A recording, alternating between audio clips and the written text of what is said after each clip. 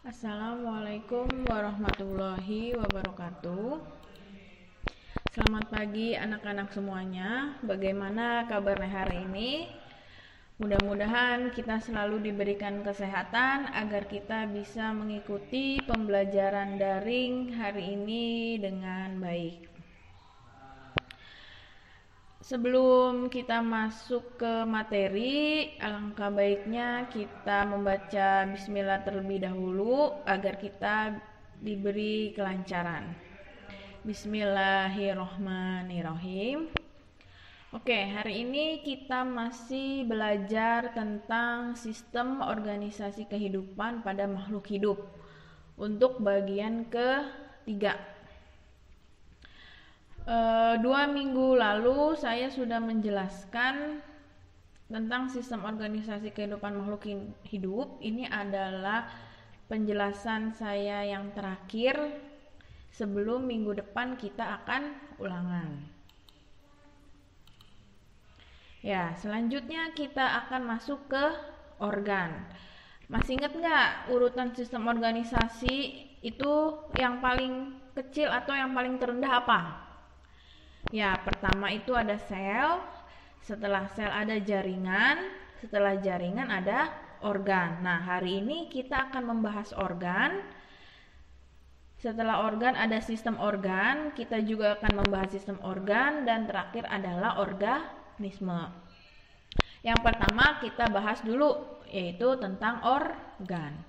Organ adalah kumpulan dari beberapa macam jaringan yang berbeda akan membentuk satu kesatuan dan melakukan fungsi tertentu. Jadi gampangnya organ itu adalah kumpulan dari beberapa jaringan yang membentuk fungsi yang sama gitu. Organ dibagi menjadi 2. Ya, ada organ pada hewan dan manusia, sama satu lagi organ pada tumbuhan. Sekarang kita pelajari satu-satu ya. Yang pertama dulu, hewan dan manusia, ada mata. Mata buat apa sih? Nah, mata adalah organ yang tersusun atas jaringan epitel dan jaringan saraf. Fungsi mata sebagai indera penglihatan, ya. Udah tahulah fungsi dari mata itu apa. Nah, ini ada anatomi mata atau bagian-bagian mata. Ya. Di sini ada kornea, ada pupil, ada lensa, ada iris, ada saraf optik, ada retina, ada koroid, ada sklera. Nah, biasanya kalau kalian punya masalah dengan mata, maksudnya menggunakan kacamata, itu ada masalah ini di bagian retinanya gitu. Selanjutnya setelah mata ada jantung. Jantung, apa tuh fungsi dari jantung?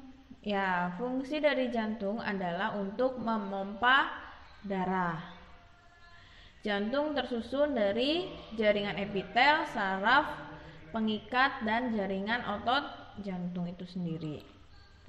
Nah, jantung itu ada 4 bagian penting. Itu ada bilik kanan, bilik kiri, ada serambi kanan, serambi kiri. Kemudian juga ada peredaran darah besar sama peredaran darah kecil. Ayo coba dilihat di buku SD-nya lagi.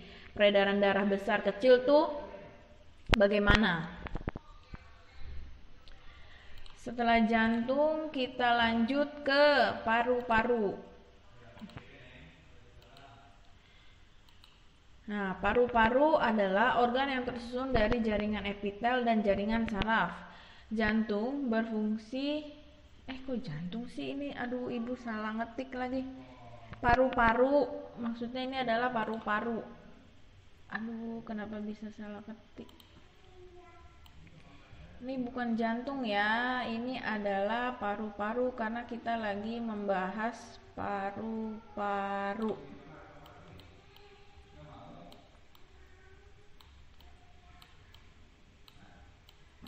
Paru-paru. Maaf ya Ibu tulis manual jadinya. Dan tulisannya jelek.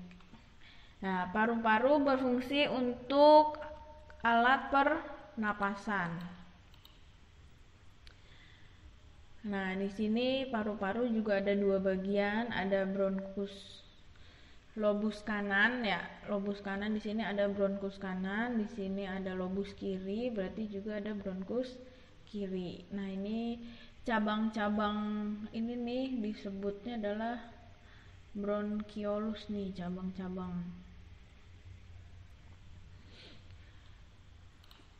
Selanjutnya selain paru-paru ada usus.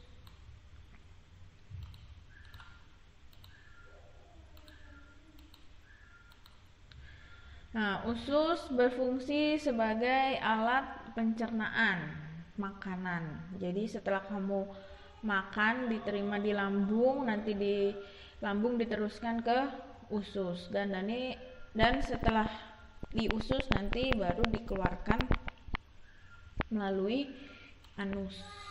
Nah, ini ya. Ini adalah salah satu gambar dari sistem pencernaan. Nah, ini adalah salah satunya, ada gambar usus.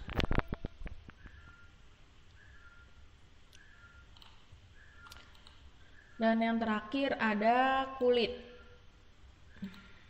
Kulit itu berfungsi sebagai dia di sini sebagai alat pelindung tubuh dan alat ekskresi pengeluaran seperti keringat. Ya, kalau keringat itu kan keluarnya dari sela-sela pori-pori ini ya, tangan atau kaki. Nah, itu dia sebagai tempat pengeluaran. Nah, ini gambaran kulit nih. Yang pertama rambut atau bulu ya. Ini yang atas itu sama kayak tumbuhan, yaitu epidermis. Kan di tumbuhan juga yang lapisan paling atasnya itu epidermis. Ini juga namanya epidermis. Nah, terus di sini ada kelenjar minyak, ada rambut akar, ada pembuluh darah, ada otot-otot yang bekerja.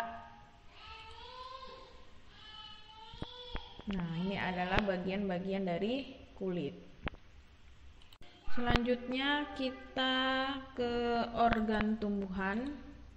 Yang pertama organ tumbuhan ada akar.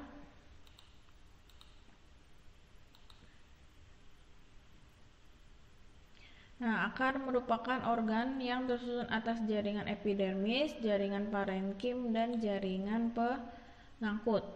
Akar memiliki fungsi menyerap air dan mineral, menyimpan cadangan makanan, dan memperkokoh batang. Nah, ini adalah gambar dari struktur akar. Ini adalah ujung akar, ini batang akar, ada pangkal akar, kemudian ada cabang-cabang akar nih yang kayak rambut ini ya. Ini adalah cabang akar. Ini ada bulu-bulu halusnya. Itu di setiap akar pasti kalau kalian pernah lihat ada bulu-bulu halus, itu disebutnya adalah rambut akar. Selanjutnya ada batang. Ya, batang merupakan organ yang tersusun atas jaringan epidermis, parenkim, pengangkut, dan jaringan korteks. Batang memiliki fungsi yang pertama sebagai pengangkut air dan mineral, mengedarkan makanan ke seluruh tubuh tumbuhan, dan memberi bentuk pada tumbuhan. Nah, ini adalah gambar dari penampang batang. Di sini ada yang paling luar nih lapisan epidermis. Kemudian ada korteks. Kemudian ada nih silem. Xilem dan phloem. Xilem yang hitam ini nih, yang hitam-hitam ini, phloem yang putih bawahnya. Dan yang terakhir ada daun.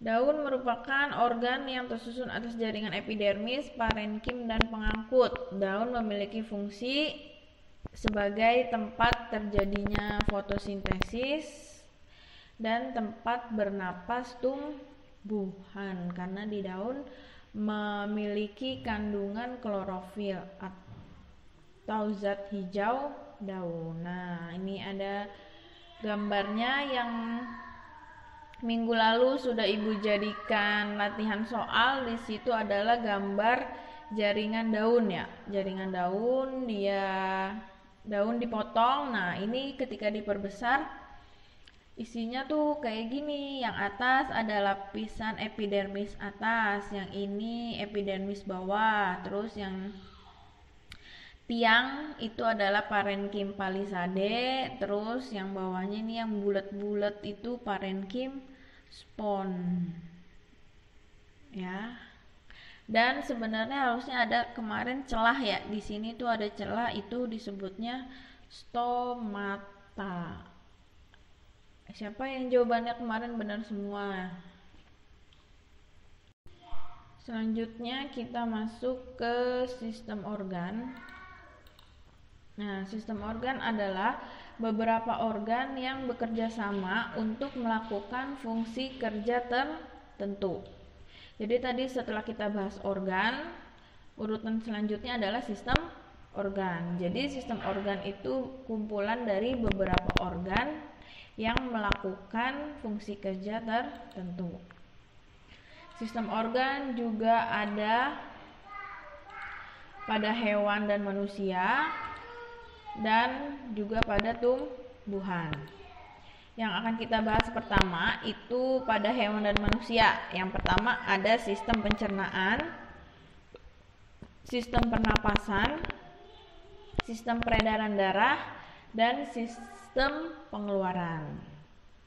Kalau pada tumbuhan itu dia ada fotosintesis, ada evaporasi, dan ada transpirasi. Kita bahas dulu sistem organ pada hewan dan manusia. Jadi dari jenis-jenis sistem organ, di dalam sistem organ ini ada organ yang berperan. Jadi di dalam tubuh kita itu semua organ punya fungsinya masing-masing dalam menjalankan tugasnya. Misal sistem pencernaan. Nah, di sini organ yang berperan ada mulut. Di dalam mulut ada lidah, gigi, ada faring, esofagus, lambung, usus halus, usus besar, hati, rektum, pankreas, dan anus. Kemudian di sistem pernapasan ada hidung, laring, tenggorokan, paru-paru. Kemudian di sistem peredaran darah itu ada jantung, paru-paru, ginjal, pembuluh darah. Kemudian sistem pengeluaran, di situ ada kulit, ginjal, dan hati. Yang terakhir sistem gerak. Sistem gerak hanya ada tulang. Dan yang terakhir adalah organisme. Organisme adalah urutan terakhir dalam urutan sistem organisasi kehidupan. Organisme adalah bentuk kerjasama antar sistem organ untuk melakukan fungsi tertentu. Jadi organisme itu adalah satu individu tunggal. Nah, organisme adalah makhluk hidup yang tunggal, contohnya manusia. Jadi kita ini disebutnya adalah organisme karena sudah terbentuk dari sel, jaringan, organ, sistem organ, dan terakhir adalah organisme. Seperti itu. Dengan berakhirnya materi kita pada hari ini, untuk bab pertama sudah selesai. Mudah-mudahan kalian bisa memahaminya dengan baik. Berarti minggu depan insya Allah kita akan ulangan harian yang pertama. Ya, minggu depan kita akan ulangan harian yang pertama. Jadi silakan dirapikan lagi catatan-catatannya supaya nanti pas ulangan bisa bekerja dengan maksimal. Ya, sekian dari saya. Wassalamualaikum warahmatullahi wabarakatuh.